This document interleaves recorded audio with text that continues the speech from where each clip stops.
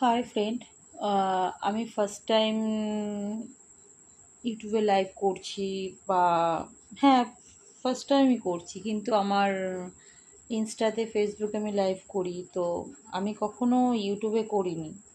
তো এই first time আমি করতে যাচ্ছি বা করছি, জানি না কেমন হবে।